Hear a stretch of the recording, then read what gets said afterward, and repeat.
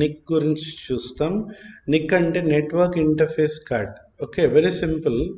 C ఒక device, it might be mobile, it might be computer, I mean desktop computer, laptop, tab, anything మీకు నెట్వర్క్లో register కావాలి అంటే, నెట్వర్క్కి connect అవ్వాలంటే ఈ ఇంటర్ఫేస్ కార్డ్ లేకుండా అవ్వదన్నమాట. ఫర్ ఎగ్జాంపుల్, ఒక ల్యాప్టాప్ ఉంది, ల్యాప్టాప్కి నెట్వర్క్ ఇంటర్ఫేస్ కార్డ్ ఉంటేనే ఇంటర్నెట్కి కనెక్ట్ అవుతుంది. These are all okay.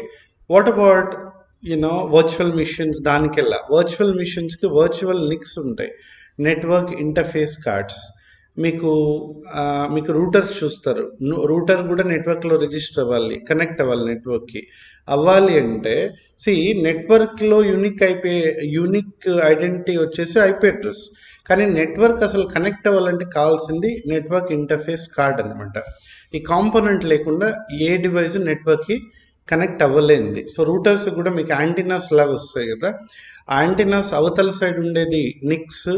మళ్ళీ కంప్యూటర్స్కి కానీ, I mean any desktop computers, లేకపోతే ఎనీథింగ్ ల్యాన్ పోర్ట్ ఉంటుంది, ల్యాన్ పోర్ట్కి ఇవతల వైపు ఉండేది ఇంటర్నల్గా నిక్కే. సో ఫిజికల్ డివైసెస్కి ఫిజికల్ నిక్స్ ఉంటాయి, వర్చువల్ డివైసెస్కి వర్చువల్ నెట్వర్క్ ఇంటర్ఫేస్ కార్డ్స్ ఉంటాయి guys. Okay, so very simple.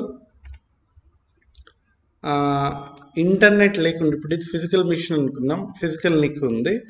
Virtual మిషన్స్కి వర్చువల్ నిక్స్ ఉన్నాయి చూడండి. Okay, virtual NICs, right? ఇది అనమాట. సో మెయిన్ థింగ్, మనకి ఐపీ అడ్రస్ అంటే ఒక ఐడెంటిటీ ఉంటుంది, unique identity for a device on network అని తెలుసు. Might be physical device or virtual device. Okay, so ఇక్కడ యాక్చువల్లీ ఐపీ అడ్రస్ ఎగ్జాక్ట్లీ వెళ్ళి అటాచ్ అయ్యేది నిక్కే. ఓకే, అంటే నెట్వర్క్ ఇంటర్ఫేస్ కార్డ్ లేకుండా నెట్వర్క్కి కనెక్ట్ కాలేం కదా, రైట్? సో ఒక వర్చువల్ నిక్ ఆర్ ఫిజికల్ నిక్కి, okay, virtual NIC or physical NIC అంటే physical NIC is physical for physical devices, virtual NICs అంటే ఇంకా వర్చువల్ మిషన్స్కి ఇలా ఉంటాయి, వర్చువల్ కాంపోనెంట్స్ ఏమన్నా ఉంటాయి. So virtual devices, right? So ఇప్పుడు ఇంటర్నల్ విఎం అంటే దీని అర్థం గురించి చెప్తాను. ఇది ఎందుకు ఇక్కడ హైలైట్ చేయాల్సి వచ్చింది. ఒక నిక్కి ఓన్లీ ప్రైవేట్ ఐపీ ఉంటే ఇంటర్నల్గా ఆటోమేటిక్గా కనెక్ట్ అవుతుంది, ఆబ్వియస్లీ కదా, అది బయటకు ఎక్స్పోజ్ కాదు. నాకు ఖచ్చితంగా ఫర్ ఎగ్జాంపుల్ ఒక వర్చువల్ మిషన్ బయట పబ్లిక్ ఎక్స్పోజ్ కావాలి. సో ఖచ్చితంగా అక్కడ ఏమొస్తుందంటే పబ్లిక్ ఐపీ కావాలి కదా. సో ఒక నెట్వర్క్ ఇంటర్ఫేస్ కార్డ్కి, ఒక వర్చువల్ మిషన్కి వచ్చిన, ఒక ఫిజికల్ మిషన్కి వచ్చిన ప్రైవేట్ ఐపీ ఖచ్చితంగా వస్తుంది ఆ నిక్కి. కానీ పబ్లిక్ ఐపీ కావాలి అంటే మనం అటాచ్ చేసుకోవచ్చు. Clear? So private IP is mandatory, public IP is up to requirement. అంటే ప్రైవేట్ ఐపీ అంటే ఓన్లీ ఇంటర్నల్ విఎం అవుతుంది కదా. పబ్లిక్ ఐపీ ఉందనుకోండి ఒక మిషన్కి, వర్చువల్ మిషన్కి, ప్రైవేట్ ఐపీ ఉండి పబ్లిక్ ఐపీ ఉండాలి. ఓకే, పబ్లిక్ ఐపీ లేకపోయినా పర్లేదు, బికాస్ ఇంటర్నల్గా కమ్యూనికేట్ అవుతుంది ఆ particular device, right? Virtual mission for example.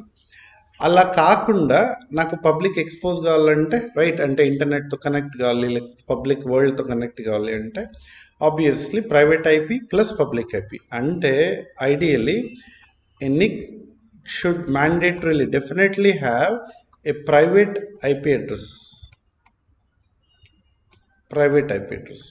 But ఈ ప్రైవేట్ ఐపీ అడ్రస్ ఏదైతే ఉందో అది ఖచ్చితంగా కావాలి, ఇంటర్నల్ కమ్యూనికేషన్ అన్న కావాలి కాబట్టి.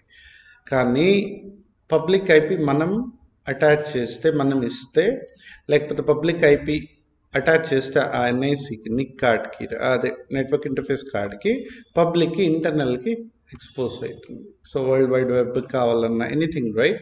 సో మనకి ఖచ్చితంగా పబ్లిక్ ఐపీ కావాలి అన్నికి. Okay, fine guys.